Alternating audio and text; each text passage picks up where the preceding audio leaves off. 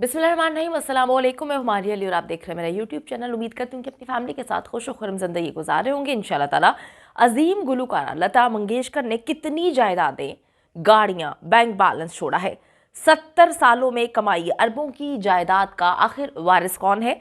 लता जी की फैमिली में कौन कौन शामिल, अपनी वसीयत में क्या लिखा, आज की वीडियो में हम इस पर बात करेंगे। वीडियो को आखिर तक जरूर देखिएगा क्योंकि आप लोगों ने बेपनाह सवालात किए और पूछा कि हम उनकी फैमिली के बारे में, उनकी जायदाद के बारे में, उनकी सारी लाइफ के बारे में जानना चाहते हैं। तो मैंने एक वीडियो बना दी और अगर आपको लगता है कि आपको मेरा यूट्यूब चैनल सब्सक्राइब करना चाहिए तो वो भी करें ताकि जितनी वीडियोस आप लोगों के लिए बनाई जाती हैं वो आपको बर वक्त मिलती रहें। तो 6 दिहाइयों तक अपनी आवाज़ का जादू जगाने वाली बुलबुले हिंद लता मंगेशकर हमेशा हमेशा के लिए खामोश हो गई हैं, लेकिन रहती दुनिया तक उनकी आवाज़ का जादू, उनके गाए हुए बेपनाह हसीन गाने जो कि बच्चा बच्चा गाता है, बच्चा बच्चा लता जी को जानता है, वो कभी भी नहीं भूलेंगे। वो हमेशा जो है, जब तक ये दुनिया रहेगी, रहती दुनिया तक जो है उनको याद किया जाएगा। लता जी ने जी बड़ी छोटी उम्र से गुलकारी का आगाज़ किया और फिर कभी उन्होंने पीछे मुड़ के नहीं देखा। उन्होंने अपने तवील करियर में ना सिर्फ करोड़ों लोगों की मोहब्बतें समेटी बल्कि दौलत भी उन्होंने बेपनाह कमाई और बहुत मेहनत करके कमाई है। लता जी ने सारी उम्र शादी ना की, वो दिलों में राज तो करती थी लेकिन उनके दिल पर पहली मोहब्बत के बाद कोई ऐसा राज ना कर पाया कि वो उनको जो है अपना दिल देती या उनसे शादी करती। लता जी ने अपना बचपन काफ़ी खुशहाल गुजारा। वालिद काफ़ी अच्छा काम करते थे और किसी भी चीज़ की कमी नहीं थी, लेकिन 13 साल की उम्र में वालिद के गुजर जाने के बाद घर का और बहन भाइयों का जितना भी उनकी जिम्मेदारियां थी वो लता जी के कांधों पर आ जाती है। वो घर में सबसे बड़ी थी जिसकी वजह से उनको घर से बाहर निकलना पड़ा। बड़ी छोटी उम्र में उनको घर से बाहर निकलना पड़ा। फिर उन्होंने गुलकारी के साथ साथ अदाकारी भी करना शुरू कर दी ताकि जी घर का निज़ाम अच्छे अंदाज में चल सके, उनके छोटे बहन भाई जो है पढ़ाई में आगे बढ़ सके और उनके घर का खर्चा जो है वो चल सके। लेकिन जब मैडम नूरजहां ने उन्हें सिर्फ और सिर्फ गुलकारी पर फोकस करने के लिए कहा तो उन्होंने अपनी तमाम तर तवज्जो जो है वो गुलकारी पे लगा दी, रियाज करती थी और उसके बाद उन्होंने कभी पीछे मुड़कर नहीं देखा। ना सिर्फ लता जी ने बॉलीवुड में गायकी का अंदाज तब्दील कर दिया बल्कि अपने तर्ज जिंदगी को तब्दील करते हुए मुंबई में उन्होंने आलीशान तर्ज का जो है महलनुमा घर बनाया। ये घर बेहद हसीन, बहुत बड़ा, और जिसने भी इस घर को देखा वो तारीफ किए बगैर ना रह सका। लता जी का ये घर जो है वो बाहर से बुलंद इमारत की तरह की तर्ज का बनाया गया है। काफ़ी बड़ी इमारत है और उसकी जो है मंजिलें भी बहुत ज़्यादा है, जिसमें कई फ्लोर्स बनाए गए हैं, जिसे देखकर ये बासानी अंदाज़ा लगाया जा सकता है कि इस घर में तकरीबन 10 से 12 ख़ानदान जो हैं वो रह सकते हैं। और उनको रखने के लिए ही लता जी ने इतना आलीशान जो है और इतने फ्लोर्स इस घर के बनाए ताकि उनकी पूरी की पूरी फैमिली इस घर में जो है वो समा सके। ये घर जी मुंबई के पोश तरीन इलाके में है और आपको बताती चलूँ कि इस जगह पर कीमतें जो हैं आसमान से बातें करती हैं और इस वजह से ही आम आदमी की पहुंच से बाहर है यहाँ पर घर लेना। तो इस इलाके में तमाम तर बड़े सनतकार, बिजनेसमैन और शोबिस सितारों के आलीशान बड़े खूबसूरत हसीन जो है घर बने हुए हैं। लता जी ने अपना ये घर जो है अपनी ख्वाहिशात के ऐन मुताबिक बनाया है, जो अंदर से इंतहाई काबिले जो है रश्क लगता है, बहुत हसीन है और अब जैसा जैसा उन्होंने सोचा था वैसा उन्होंने ये घर बनाया है। लता जी ने तमाम उम्र शादी नहीं की। उन्होंने अपने बहन भाइयों को, उनके बच्चों को जो है साथ रखने के लिए ऐसा महलनुमा घर बनाया ताकि लता जी को कभी भी तन्हाई का एहसास ना हो सके। लता जी एक वक्त बॉलीवुड में सबसे ज़्यादा मुआवजा लेने वाली गुलकारा थीं और उन्हें फ़ी की अगर हम बात करें तो तकरीबन जो है 10 से 12 लाख इंडियन जो है रुपए का मुआवजा दिया जाता था, जो उस वक्त में सबसे ज़्यादा था। लता जी ने न सिर्फ गाने का मुआवजा लिया बल्कि उसकी रॉयल्टी के पैसे भी लता जी वसूल करती थी, जो उनके मुआवजे से दुगना हुआ करते थे। तो आप देख लें कि जो रॉयल्टी से मिलने वाली उनके पैसे होते थे वो उसको इन्वेस्ट कर दिया करती थी, जिससे उन्हें जो है बहुत ज़्यादा मुनाफा होता था और उनकी जायदाद, उनके पैसे जो है वो बढ़ते जा रहे थे। लता जी के बारे में कहा जाता है कि उन्होंने बिजनेस भी शुरू किए जो कि काफ़ी मुनाफे में रहे, जो कि काफ़ी कामयाब रहे। लता जी ने वहाँ से भी दोनों हाथों से जो है पैसा कमाया।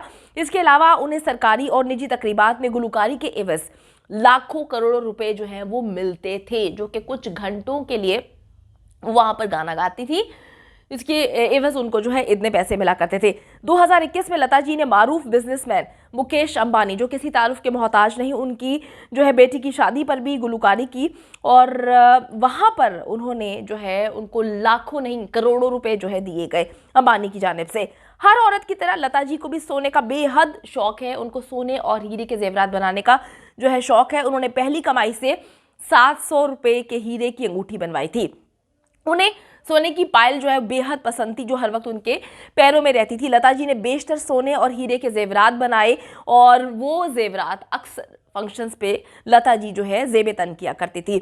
उन्होंने पैसों को महफूज करने के लिए सोने में कन्वर्ट करवाया और उसकी वजह से उनके असासों की कीमत जो है वो करोड़ों अरबों में चली गई।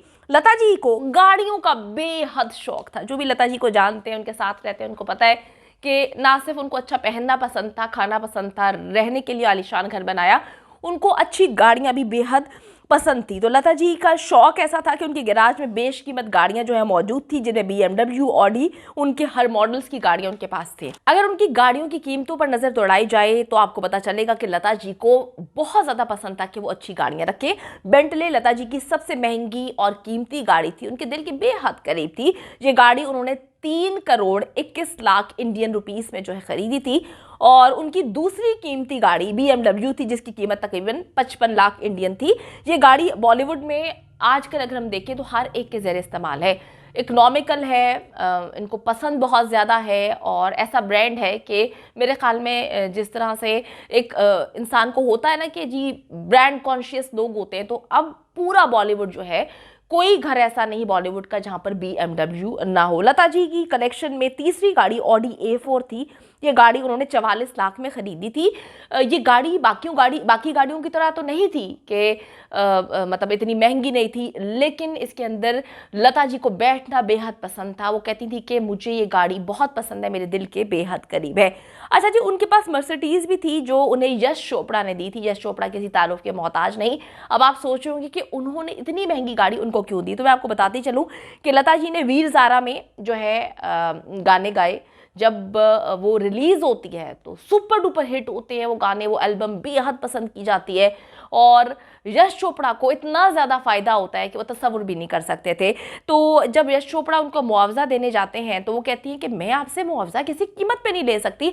आपने कैसे सोच लिया कि मैं आपसे पैसे लूँगी? आप मेरे बड़े भाई हैं और मैं अपने बड़े भाई से किसी सूरत पैसे नहीं ले सकती। उन्होंने यश चोपड़ा से पैसे बिल्कुल भी नहीं लिए। अगले दिन यश चोपड़ा ने जो है ब्रांड न्यू मर्सिडीज जो है उनके लिए ली, उनको गिफ्ट की। यकीन माने लता जी जब भी कोई इंटरव्यू देती हैं वो कहती हैं कि ये गाड़ी मेरे दिल के बेहद करीब है, मुझे बहुत पसंद है।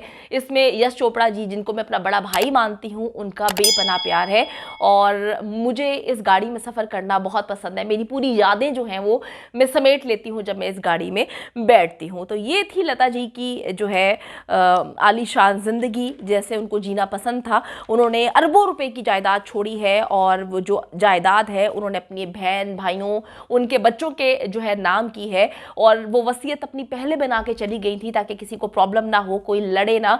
वो अपनी ज़िंदगी में ही सबके हिस्से में जो है जितनी जायदाद बनती थी वो डिवाइड करके, डिवीजन करके, इक्वल जो है तरीके से डिस्ट्रीब्यूट करके जा चुके हैं। उम्मीद करती हूँ कि वीडियो पसंद आई है। कमेंट सेक्शन में जाके जल्दी से अपनी राय का इजहार करें, वीडियो को ज़्यादा से ज़्यादा शेयर करें, मेरे चैनल को सब्सक्राइब करें। और पाकिस्तान एक खूबसूरत मुल्क है, उस खूबसूरत मुल्क के हवाले से मैंने एक चैनल बनाया है, उसको पिन कर दिया है, लिव लाइक मारिया। जल्दी से जाके उसको भी सब्सक्राइब कर लें।